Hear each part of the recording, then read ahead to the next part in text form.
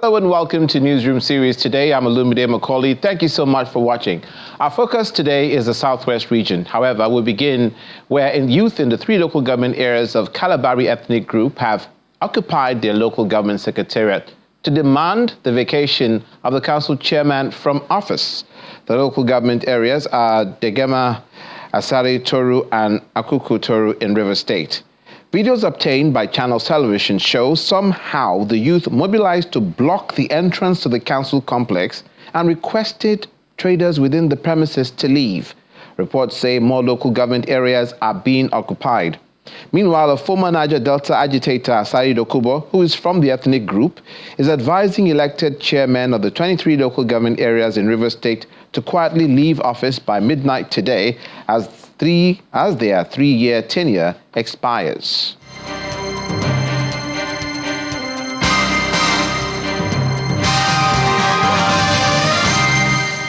And now we turn our attention to the Southwest region, and in Lagos State, the federal government has unveiled the distribution of food palliatives intervention in Lagos. Representatives of Mushin Federal Constituency 2, Honorable Oluwatoyin Ifayinka, who delivered the items to union leaders in Mushin, says the palliative is to be distributed to Muslims and Christians in the area. He says the food was brought to him through the Federal Ministry of Agriculture for the people of Mushin Constituency 2 and must not be diverted by leaders of the community. 360 50 kg bags of rice are being distributed to Mushin residents to support their food needs at this difficult time. This initiative is part of the food palliatives from the presidency delivered by the member representing Mushin Constituency 2 at the House of Representatives, Oluwatoyin Ifayinka. This intervention is tangible demonstration of the government's commitment to the welfare of our citizens. The food items will provide relief to vulnerable families, individuals, and communities affected by the current economic challenges. I commend the President and the entire federal government team for their efforts in delivering this critical support. Representatives of various groups in Mushin, including religious leaders, Association of Artisans, market leaders, National Union of Teachers are here to pick up the grains for their members. Major requirement for every society is to get dividends of democracy. Getting dividend of democracy might be in different forms. Might be in form of you being in executive and also being in the legislature. So what we are seeing here today is that we are also getting dividend of democracy in Mushin. This will go a long way in ameliorating the situation in the society right now and supporting our people. Appreciation to our president, the commander-in-chief of the Nigerian forces, Asiwaju Bola Ahmed Tinubu. I appreciate him. We thank him for the gesture. We also show appreciation to our honorable. He's a very good man. He go out for us at a rep, and he come back to come and give us what is there that he has been doing there, to give us some reports and give us food to eat in our constituency.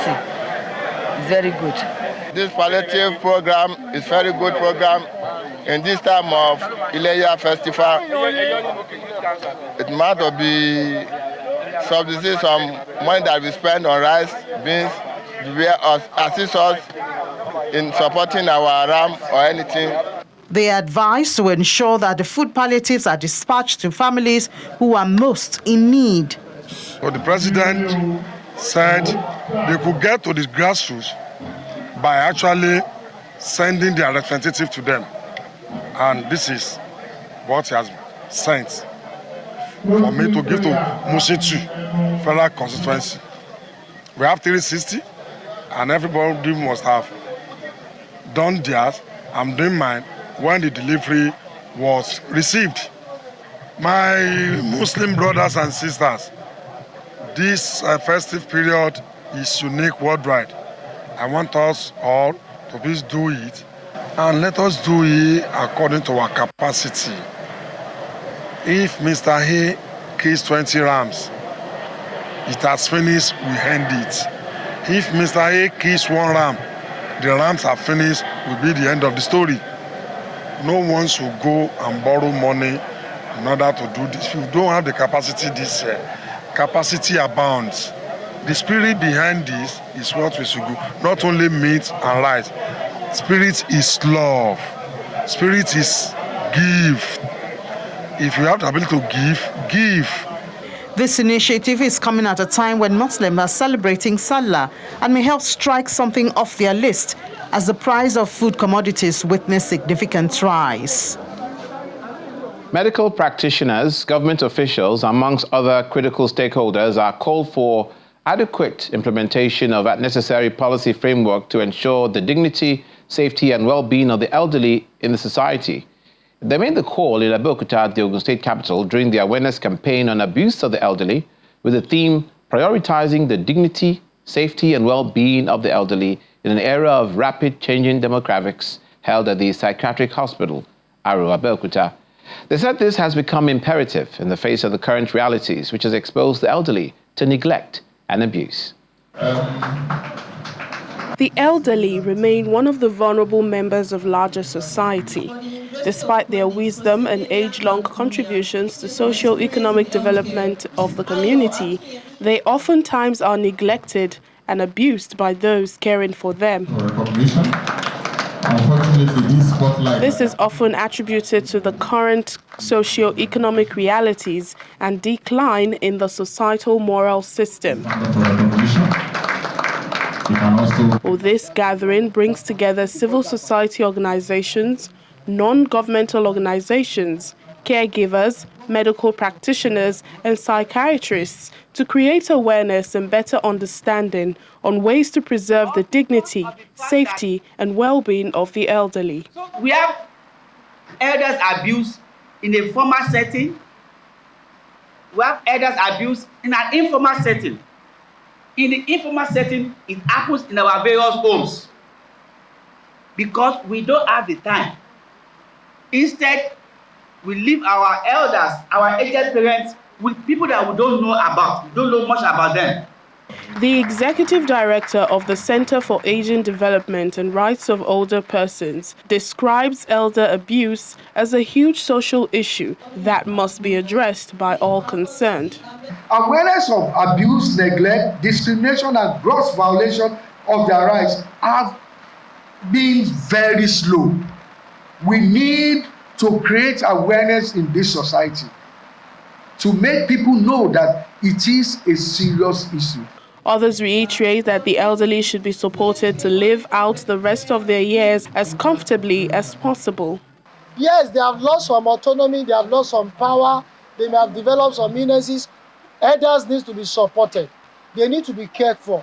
They need to be appreciated. And their well-being should be looked out for. This event is being woven around the United Nations Organization's campaign against the menace of abuse and neglect of the elderly persons. The wife of the Lagos State Governor, Dr. Abijoke Sanwo-Olu, says that young boys must learn from experts who've succeeded in carving a niche for themselves in their respective fields in order to gain valuable insight, develop essential skills, and be inspired to achieve excellence in their own right. Dr. Sanwo-Olu, who spoke after a 3-day residential workshop organized by the Office of the First Lady of Lagos, also stressed the need to promote access to quality education for vulnerable male children, saying the growing neglect of the boy child could adversely affect their well-being and threaten their future. Paying attention to the boy child is a message being echoed at the 2024 Boy Child Initiative at the Lagos Model College, Mirror. Experts from different fields, including music producer and singer Olumide Ogunade and former Nigerian goalkeeper Peter Rufai, share diverse perspectives on career development for boys. Make a decision to either want to be somebody that is ready to shape people's life positively or to shape it out negatively. Discipline, the dedication, and the determination. These are the 3 Ds that has really helped me to keep this shape. Why? Because the question being asked, the 3 Ds is something you must hold close to your heart in any field. Child abuse activist Praise Fowowe also gives his views on the importance of proper guidance for the boy child. If you go you go, you are going to go fast. But if you go together, you go very far. Your friends can make or marry you. And so, for many of us, you are always going with the wrong set of people. A member of the Lagos State House of Assembly representing Etiosa constituency, Honorable Bola Ishau, tells his own story of how his leadership journey started. I started out like you. I was doing little things in my own world. When questions are asked like this, I'll be the first person to put my hand up. Because I'm a doer at the end of the day. I like to make impact. You need to have critical thinking. You must be able to solve problems. Even in the homes, somebody wants to get something done, you are able to do it for them. So as you grow up, that translates to your capacity to serve. Dr. Ebijoke Sanwo-Olu stresses the need to promote access to quality education for vulnerable male children. There's that image out there that most of the male children are either into Yahoo, or they're just singers that don't wear clothes on the television. And you know, these television images give wrong impression to some of our children out there. We want to change the narrative, we want to change that story, that these boys, these young men out there can become something in life. Boys need to be determined, disciplined, and committed when they want to become something in life. Very important. Putting these positive values in our children is very important from this tender age, from age 13 down to like 18. The event is rounded off with presentation of medals to winners of sports competitions, where the overall champion gets a trophy. The Lagos State Police Command says it's intensifying efforts in the search for the managing director of Fuani, Mohammed Fuani, and three brothers, Abbas Fuani, Yusuf Fuani, and Amtal Fuani, kidnapped along the Lagos waterways on Friday evening. The State Police Public Relations Officer, Benjamin Hundeyin, who spoke with Channels Television via telephone, explained that the command is exploring all avenues to rescue the victims unharmed. Reports have it that the kidnappers had called to request for $1.5 million as ransom to free the victims. The victims were kidnapped around Falama Bridge in the Ikoyi area of the state on Friday evening while traveling from Apapa to Victoria Island by boat. The boat conveying the victims was seen along Ikorodu Jetty on Saturday. You're watching Newsroom series. When we come back, we have a report for you on inflation vis-a-vis the holidays as well as beforehand. Ini John Mekwa, business editor, Channels Television, is going to be with us to give us some more details. Please stay with us.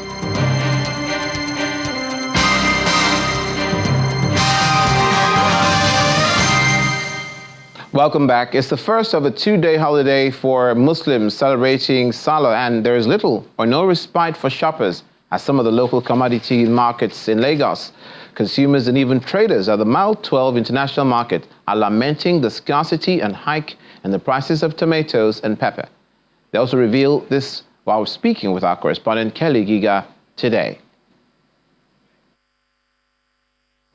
We'll come back to that story in the course of this bulletin. In the meanwhile, Governor Ademola Adeleke has reaffirmed the pledge of his administration to upgrade senior secondary education in Osun State to enhance foundation for university education.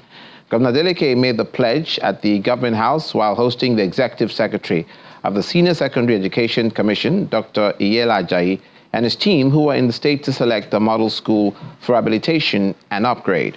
He describes Osun as one of the places that places a high premium on all-round education from the lower level to the tertiary stage. The number of teachers are grossly inadequate. I mean, just about 13 teachers. Some of them are teaching subjects which they are not qualified to teach. Some of them are not professionally trained. Classrooms are grossly inadequate. No library facilities, no toilet facilities, and so on and so forth. Education is very expensive. If you want quality education, you must be prepared to spend money. Quality education translates to quality money. But you know that to provide quality education is not easy. It is capital intensive. And the truth is that if we're able to restore quality to senior secondary education in this country, I'm sure that problem will be on the way of the. After all, the products of JAMB examination are products of senior secondary, education in this country. I'm sure you also know that character is formed, character is developed at the senior secondary education level.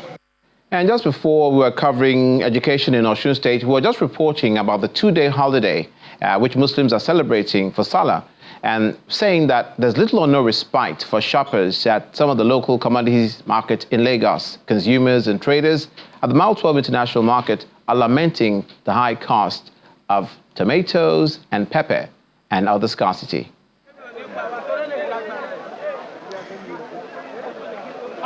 It is tagged the choice destination for perishable goods in this part of Nigeria, and that's why we have fresh tomatoes here in this basket, as well as peppers just around here as well. But both commodities have been out of circulation for the past couple of months, and that's why we are here to find out just why. Come with me.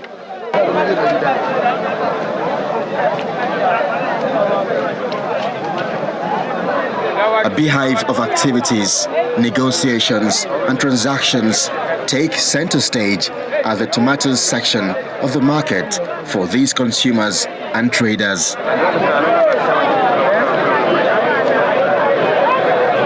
The traders here employ different scales to woo buyers.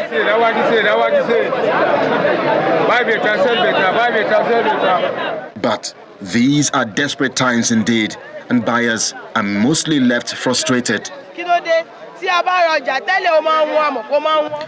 Before, when we buy goods, we know it is expensive, but it's not like now. It's just too expensive. For us as sellers, we're at a loss. We hardly make profit on our purchasing price.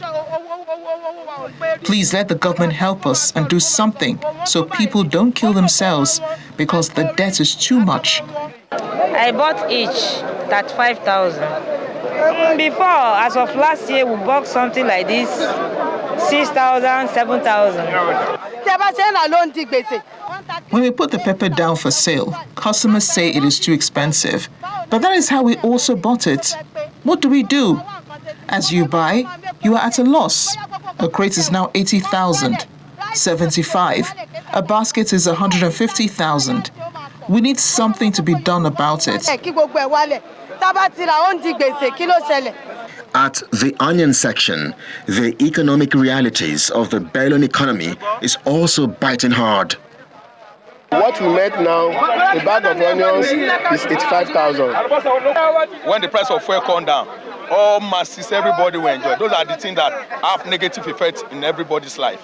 There are some people, they are doing illegal exportations of trade, which they go to the farm and buy everything. Before we get to the farm, they will tell us that some people have came, they bought the load inside the container and taking it outside the country. And they should tell the operatives across the border that they should be vigilant, checking all the trucks that are going outside. Whenever they see the one that are taking our food outside, they should stop them and send them back to Nigeria. What are the significant variations in the cost of tomatoes and factors responsible? Plateau tomatoes crate is 60,000. Here is it. And basket is 130,000.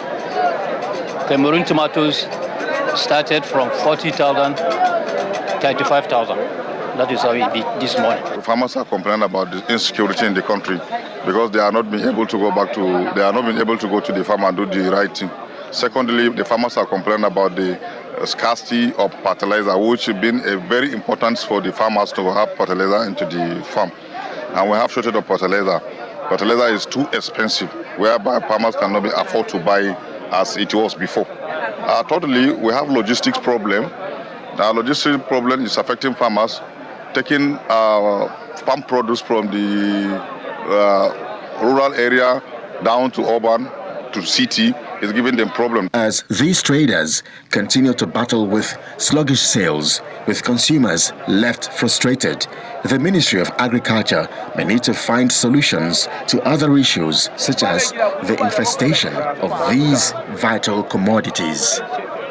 Kelly Egiga, Channels television news. And our Newsroom series today, to furnish us with some more information on the inflation in the country, is Channels Television business editor Ini John Mekwa, whose birthday it also happens to be today. Wow, I Happy didn't expect birthday, that. Thank Ini. you so much, Olumide. Thank you. Happy birthday to any of our viewers who are watching as well. It's your birthday We're celebrating today, even though the inflation would not allow us to throw the party, would have loved to. Exactly. Things have changed, Olumide, really. Exactly. Let's start from there. Yeah. You know, in spite of the fact that it's gone on for so long, doesn't seem to be abating. Yes. Can you give us an overview of what's happening right now? You know, I'm glad you asked that. It's gone on for so long and everything. And if you cast your mind back a couple of months ago, we used to do a Russia invasion together, remember? And then we saw the impact of the Russia invasion, you know, because oil was affected, grains were affected, and so everybody, or when I say everyone, I mean globally, countries were affected, you know, by what's going on there. So we saw inflation spike and all of that. But guess what, Olumide?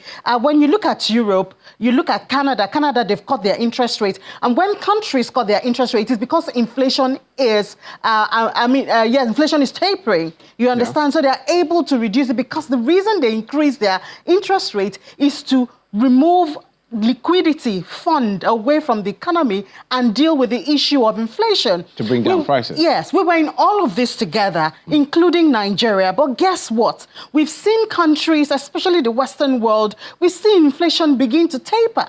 We've seen Bank of Canada, they've cut their interest rate. Europe, they've held steady. Bank of England is meeting, and most likely, if they don't cut, they're going to hold steady. But inflation in Nigeria is still increasing, even though we are increasing our interest rate. So what is the problem? So what is the problem? It means it is not the interest rate that is the problem. We need to solve our problem. I mean, you heard the farmers. Yes. A couple of weeks ago, FCCPC came into the market, including Mile 12 market, to find out what's going on because they thought that the traders were intentionally hiking prices. When they got there, they found that the thing is supply is squeezed. Supply is squeezed because farmers are not going to the farm as much as they should. Therefore, insecurity. Exactly, because of insecurity. I mean, some reports say that now they have to pay the bandits before they can have access to their farms, before they can harvest. You know, and when you're done with that, then you have the infrastructure of moving the little they're able to get to, especially the West, where you have, you know, the elites who are consuming these things. You have the issue of infrastructure. You have the checkpoints on the road. You know, all of this are contributing to that. You have, of course, the cost of transportation. Inflation just came out. Headline inflation went to 33.95%. Transportation is a major contributor. After food, it's transportation. Subsidy has been removed, so of course you don't expect that the price of petrol, you know, would be regulated. So it's a many-headed monster. It's not just one thing. Yeah, so it's not just about the interest rate being, you know, increased, squeezing out inflation and reducing real sector activities. It's dealing with the structural issues. I mean, our guests on our program, our business program earlier today, they said as much. If we don't deal with it, other countries have gotten past this. They're looking at building on it, we're cutting interest rate to reduce the cost of funding. But Nigeria cannot think of that. The CBN even had a target of about 22% of inflation. But guess what? We're very far away from that. Yes, and we hope that an answer is in the horizon, because that's the first thing Nigerians want to know. When is it going to end? Yes, when are things we had the gonna get frustration better? in the voices of those traders right there at Mount. Everyone is affected. Is it affecting you? Do you buy tomatoes? Are you kidding me? Of course, of course. Just to be sure you're human. Come on now. Buy tomatoes, everything. Thank you, Ini. Happy birthday again. Thank you so much. Happy birthday to you. Thank and everything you. else. Thanks. Yeah. Now, from there, we'll turn our attention to Oyo State as part of measures to commemorate his 5th year in office. Governor Seyi Makinde says his government will continue to work ceaselessly to ensure even development of all the regions within the state in all critical sectors. Governor Makinde says more roads will be constructed soon to give the state comparative advantage in the area of agriculture. He also added that the state government will soon begin the construction of 1,000 kilometers of rural roads to aid farming and movement of farm produce from rural areas to the city centers where link roads have been built. Instead of the usual fanfare that accompanies anniversary celebrations of different administrations across the country, the Oyo State Governor, Seyi Makinde, chose to present an account of his stewardship before the Oyo State House of Assembly for them to examine if he's lived up to his promises and chart a new course for future projections towards a prosperous state. Our transport subsidy has so far provided. Governor Makinde tells the lawmakers that aggressive construction of roads, especially those linking regions, was strategic to boost agricultural production across the 33 local government areas of Oyo State. We started the 34.85 kilometer Oyo to Iseyin road and the 76.67 Iseyin Fakote Ogbomoso road. Our people bought into our new ideas for statewide development. And even before we completed these roads, they gave us an overwhelming mandate to continue in March 2023. The governor appreciates members of the State House of Assembly and the people of Oyo State for their support for the administration and contributions to state's internally generated revenue, which increased from 4.2 billion naira in 2023 to 4.95 billion naira in the first quarter of 2024. Our modest estimate is that the operations at Fashola will provide 1,500 direct and indirect new jobs and support to about 7,000 smallholder farmers. The current cumulative investment of the private sector in that hub is over 10 billion naira. This is expected to grow to 20 billion within the next year. This coincides with the first anniversary of the 10th Assembly in Oyo State, and in an earlier speech, the Speaker, Adebo Ogundoyin, says the Assembly has been working tirelessly to review and pass important legislation. I would like to assure that the 10th Oyo State House of Assembly is poised for greater services to the people of the state in the remaining 3 years. As legislators, we shall not rest on our oars in ensuring that the dividend of democracies are delivered to the people of our dear peace-setting state. He commended his colleagues for their high level of commitment and patriotism to the welfare of the people of Oyo State and their collaboration with the executive arm of government, as led by Governor Seyi Makinde, in its quest to transform and re-engineer the state. To our Newsroom series today. Thank you for watching. I'm Olumide Macaulay.